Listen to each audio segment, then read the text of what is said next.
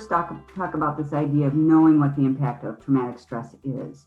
And again, just remember, we're talking about distress or extreme distress, as well as what traditionally people might consider trauma. And trauma is very much a subjective experience. What I find traumatizing or distressing may be very different from what other people find traumatizing or distressing. And that's because we all have different resiliencies, we have different skills, we have different kind of perceptions of the world, we have different vulnerabilities. All of those things impact our kind of perception of experience. So whatever you find distressing or traumatizing, there's some pretty clear sort of responses that our body goes through. And the first one I want to talk about is our alarm response. So we have, as human beings, this really wonderful alarm response that helps to protect us. And it's factored in on a genetic, very, sort of basic wiring that we need to be able to respond to threat in a way that makes sense. So we historically think about the stress response as having a fight, freeze, flee. There's also an avoidance component that we do one of these things in order to get away from a threat. And that's how we manage when we're being threatened in some way. So what happens is we may have a perception that we're in some sort of extreme threat, that something really bad is going to happen. So if you think about you're walking down the street and a tiger is running at you, kind of a dramatic example, but a tiger is running at you. Chances are you're not going to stand there and go, should I, punch the tiger in the nose? Should I, go to the right? You're simply going to respond.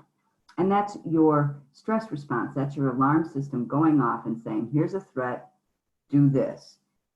It's completely away from our cognitive sort of processing, our logic, our sort of, do I do this, or our problem solving, all those what we call executive functions that the brain does get shut off in that moment.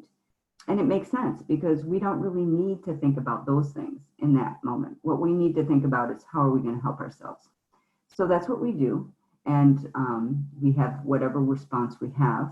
The energy that goes into making that response is an adrenaline response that unleashes a whole flood of chemicals in our brain that allows our body to simply react.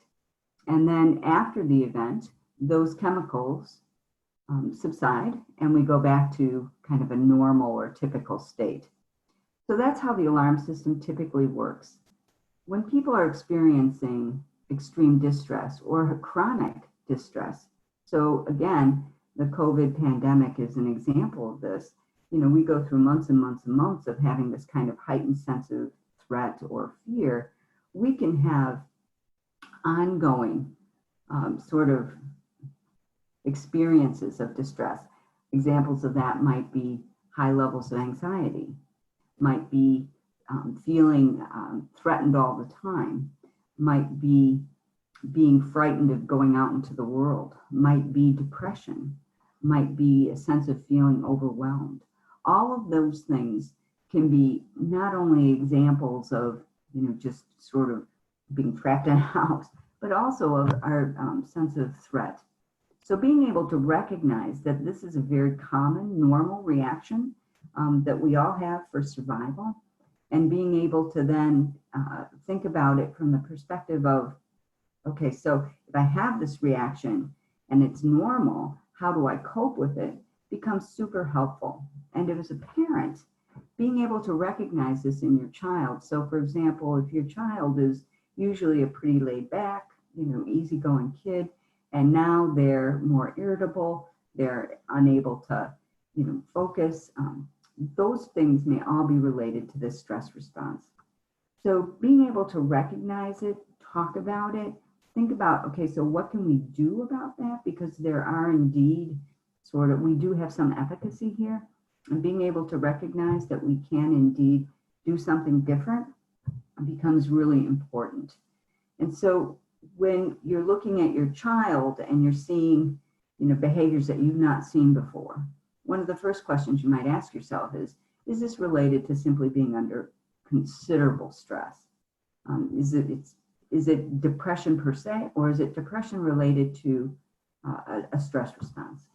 So that's why it's so important to think about this, because one, if it's depression on a biochemical level, that's a different sort of situation, and the diagnosis treatment of that might be very different. If it's related to stress, you might treat that in another way that's more effective. So when you're thinking about the whole issue of your child's behavior and concerns about that, factor that in. And if you're not sure, it's great to have the child evaluated. If it's something that you're pretty clear about, there's some things you can do about that.